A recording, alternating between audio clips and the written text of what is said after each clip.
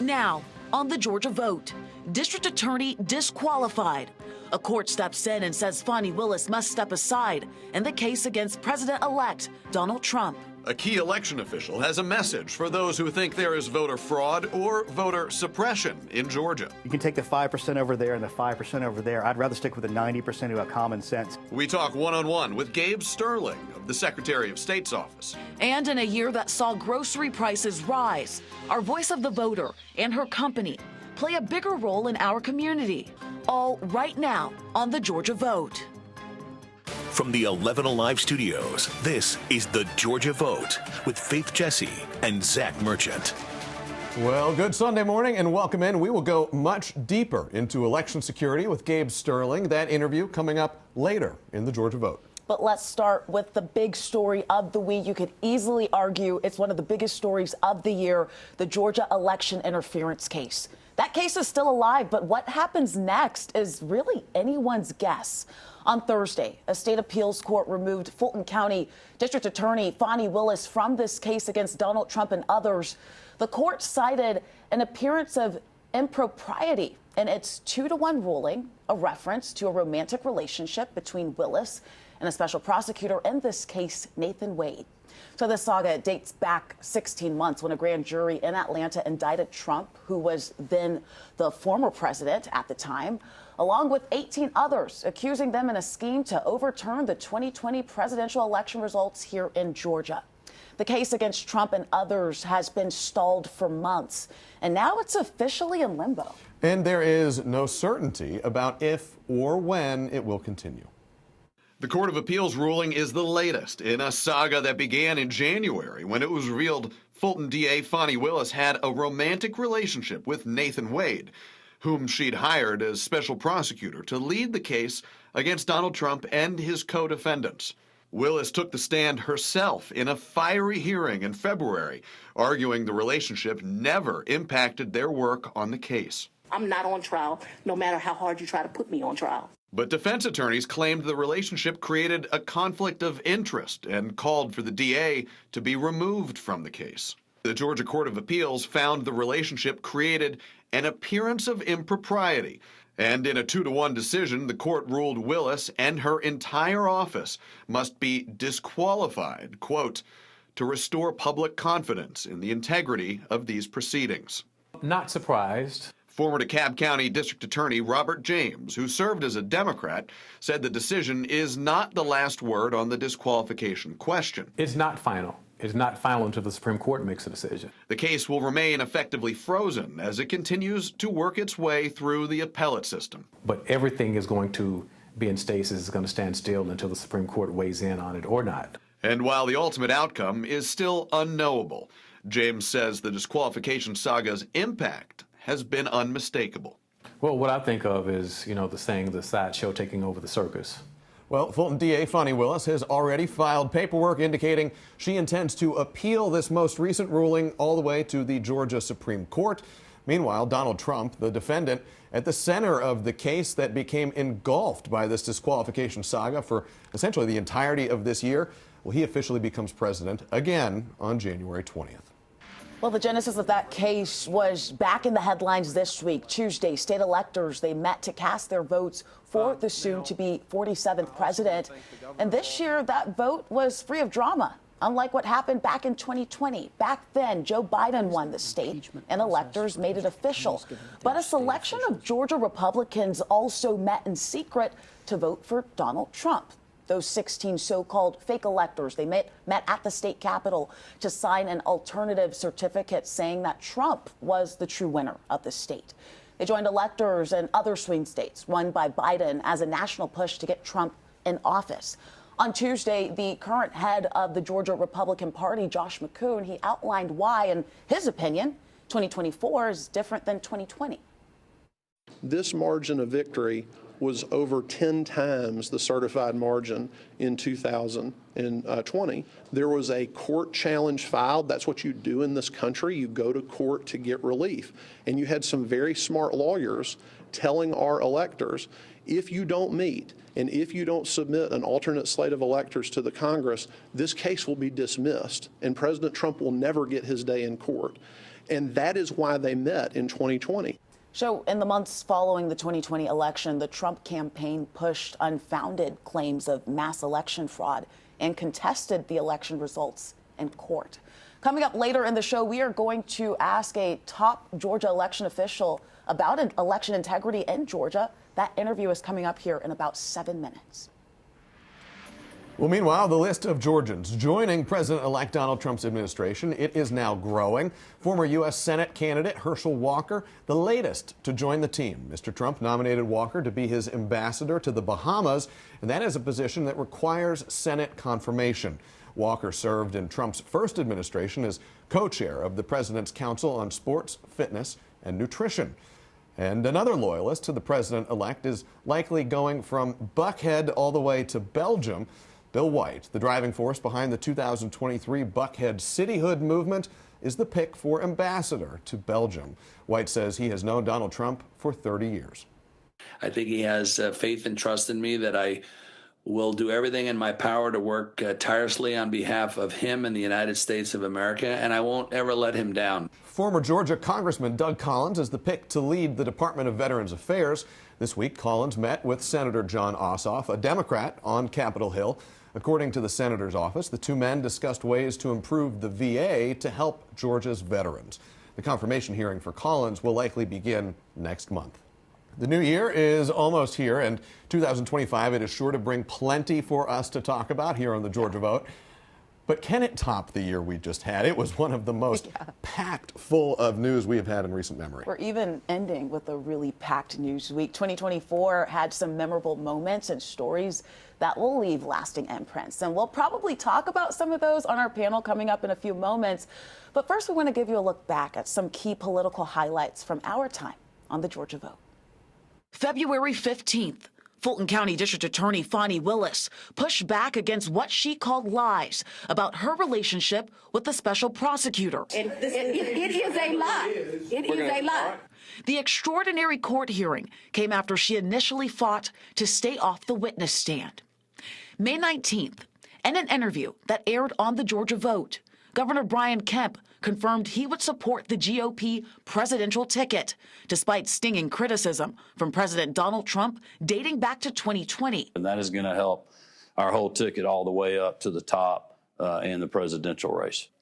June 27th, the day everything changed. President Joe Biden and then former President Donald Trump met at Georgia Tech for their only 2024 debate. Biden's performance raised even more questions about his fitness for office. A little more than 2 weeks later, on July 13th, a 20-year-old Pennsylvania man shot Trump during a campaign rally. The picture of a defiant Trump became an iconic image of the campaign.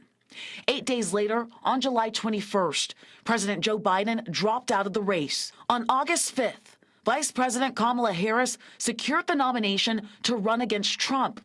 But public anger over the economy and immigration sank the Democrats.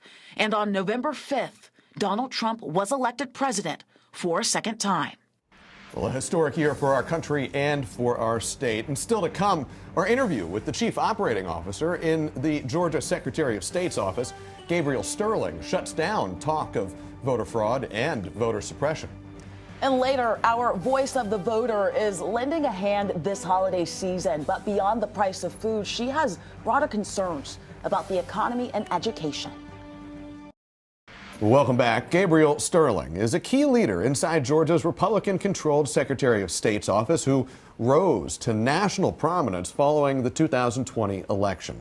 His boss, Secretary of State Brad Raffensperger, is now advocating for national election rule reform and what he calls the Georgia Plan. It is a model that calls for 5 key elements: citizenship verification, photo ID requirements, a ban on what they call ballot harvesting, fast reporting of election results, and maintaining what the office describes as clean voter rolls. In this week's Sunday Conversation, Sterling answers questions about the plan and his own future. One of the first things we want to do is make sure do no harm. So that's the first thing out of the gate. Then what can we do to really make things better? Because there's still an underlying angst amongst millions of voters that the system isn't quite right yet. Even though the outcome they wanted, it's still iffy. we want to find ways to, at this time when there is some belief in the system, let's put some guardrails in at the federal level and find best practices for other states to follow that can give everybody that level of confidence that the voters of Georgia have. And there will certainly, surely be plenty of people around the country who see that plan and nod their heads and they say, yeah, I like what this sounds like. I'm pretty confident there will be others who read it and see things like voter ID requirements, an emphasis on keeping what some would call clean voter rolls, but others might call voter rolls that keep folks who should be allowed to vote off of them, and see these things as tools that have the potential to keep eligible voters away from the polls. What do you say to folks who raise those criticisms? They're wrong. They were wrong in 2018 when they made those claims. I mean, look, the National Voter Registration Act requires list maintenance. You know how long it takes once we get somebody into the inactive status to get them off in Georgia, off the rolls? How long? It can be up to 8 years. I mean, so it's years of time. We publish the lists. We send 2 mailings saying, are you here anymore? I mean, it's one of the things in all the lawsuits we've had in Georgia, the judges have invariably said, it is so easy to register in this state that even if you are removed, you can register and get back on the rolls really quickly. But we haven't really had that problem. This is the problem. Voter suppression and voter fraud are both fake, but they're really great at allowing people to throw bombs and raise money. And that's what comes out of those. And they both undermine people's faith in the system, and that they're both wrong. And you have elections officials and elections workers in all 50 states and the District of Columbia who fight every day to make sure every legal eligible voter has a right to easily vote, and making it really hard for bad actors to cheat. And that's across the board. You raise these 2 things. You have voter suppression, fake. Voter fraud, fake. Your words. Yes. There are a lot of people who are Democrats, a lot of liberals who are very concerned about voter suppression. There are a lot of conservative Republicans, maybe MAGA Republicans, millions of them, who are concerned about voter fraud. You say that's fake too. Does that approach that you take put you a little bit on a political island? Yeah, it's a political island with 90% of the Americans on it. So you can take the 5% over there and the 5% over there. I'd rather stick with the 90% who have common sense, who understand that if we're doing all these things, it's being done in a way to make sure that everybody's vote counts and that that's easy for them to vote. I mean, I think it'd be very hard to find a Republican or a Democrat, a MAGA person or a squad supporter who's going to be out there and say, wow, Georgia's really screwed up in elections, and in this 90%. Because they wouldn't stood in line for 2 minutes. They registered online, or they registered at the Department of Driver Services, or DMV, whatever people are used to calling it, and they're on the rolls. The 98% of Georgians had a good voting experience. I mean, you can't get 98% of people to agree on what to have at Thanksgiving dinner. So I feel pretty good about what this office has done. And yes, there's always going to be loud claims from the right. There's going to be loud claims from the left. We're here to serve the voters, and the voters live in that 90-95% world, and they're pretty happy. You've been a prominent figure. You served in politics in the past. What is next for you? The main thing is I got to focus on rebuilding my smoker at my house so I can do a brisket for the New Year's Day game, the Sugar Bowl. But I think you're asking me a bigger question, and we've got a session to get through. We're still doing the post-election work we have to do. We have to fight for budget items to make sure we have good elections going forward, make sure they're fully funded. And that's what we're focusing on this office right now. And that is just part of our conversation. You can see what Sterling had to say about his experience helping to lead Georgia's election system through the tense 2020 and 2024 elections in our extended interview published right now on the 11 Alive Plus streaming app.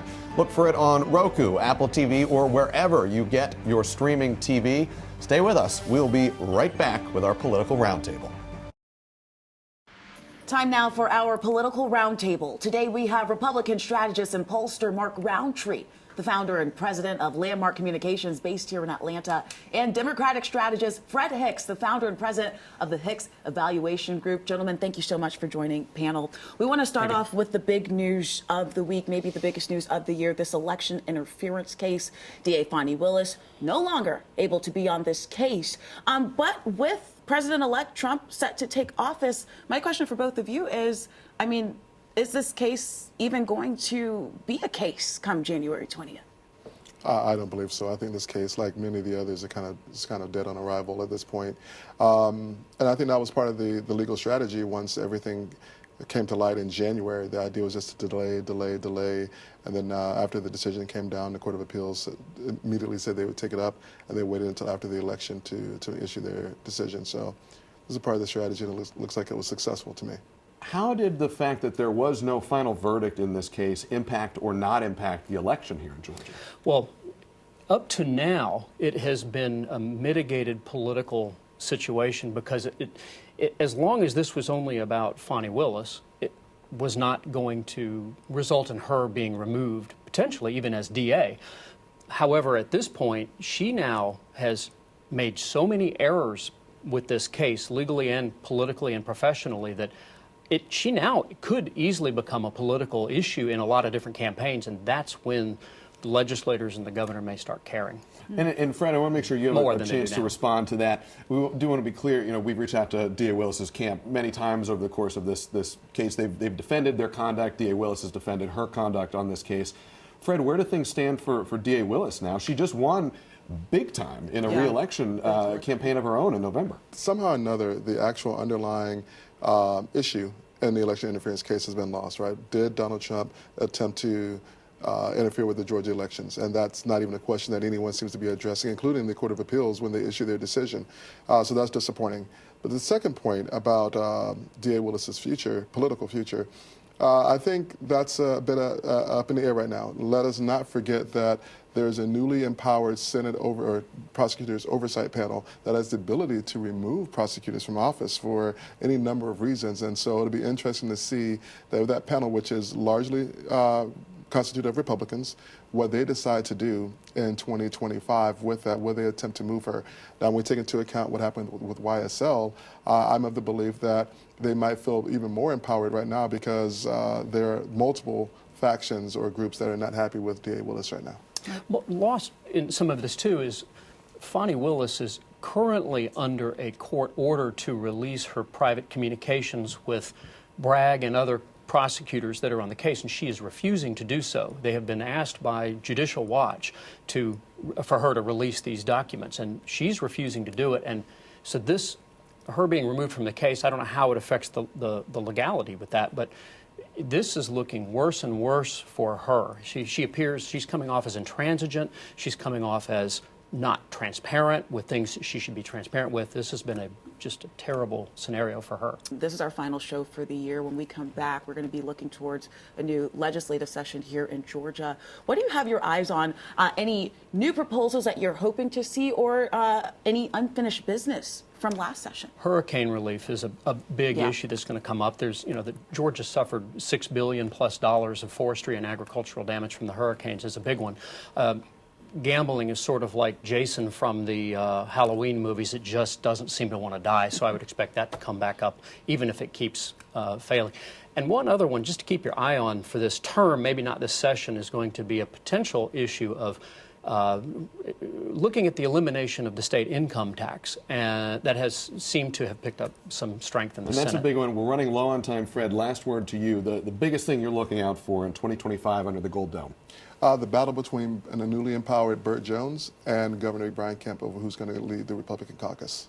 Well, boy, that is what we call in the TV business a good tease, because we're going to have a lot to talk about in 2025. We are done for the Political Roundtable today and for the year. Guys, thank you so much for being along for the ride. Thank you for having us. Thank you for sticking with us. We will be back right after this with the Voice of the Voter.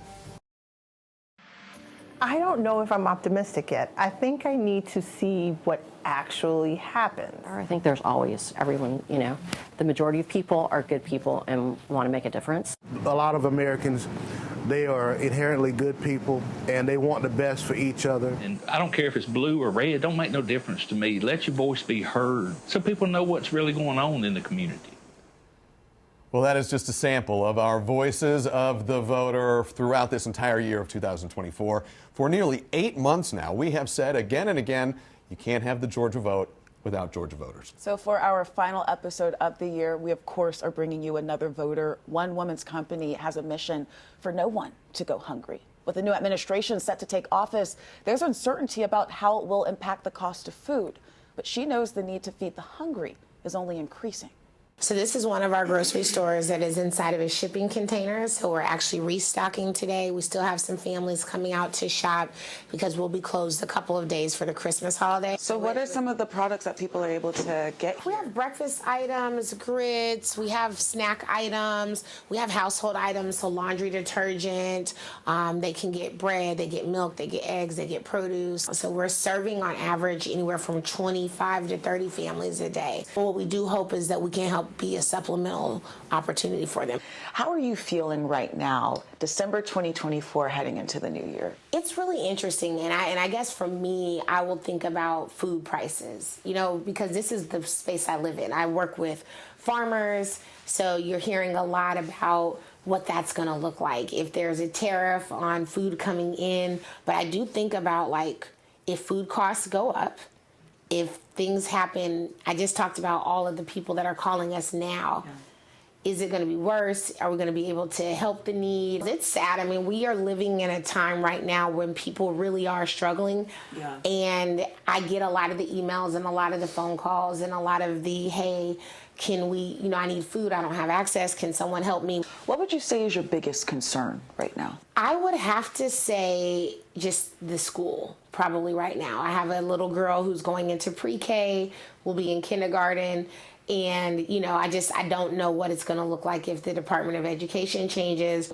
Under the current administration, I had my first kid. Mm-hmm. So now I have two kids and I'm going into a completely different administration. I worry about what is school going to look like for my kids over the next few years. Just what does life look like? And I mean, I think all of us just don't know. From a business side, I think I'm worried about the cost of food. And if it continues to go up or if it goes over since 2019, I would say, so the last 5 or 6 years, I have seen the cost of goods really go up across the board. What would you say you're most optimistic about? You know, I still am really optimistic about my business growing. I have seen that my business has grown since I started in 2016 to now. Like, it's grown consistently year after year. And so I am optimistic that it can continue to grow. I think the need for people that are experiencing food insecurity is still going to be there. I don't think it vanishes overnight. So I know that I'm still going to have a lot of work to do over the next 4 years and really prove myself. And you know, it was so great to speak with Jasmine. She really just has a passion about making sure that everyone is fed. And as you know, that need isn't going to go away anytime soon. Such a great and important story to end this year on. And thank you very much for being along for the entire journey with us for our final show of 2024. We hope to see you back here in the new year, January 5th, for another edition of the Georgia Vote.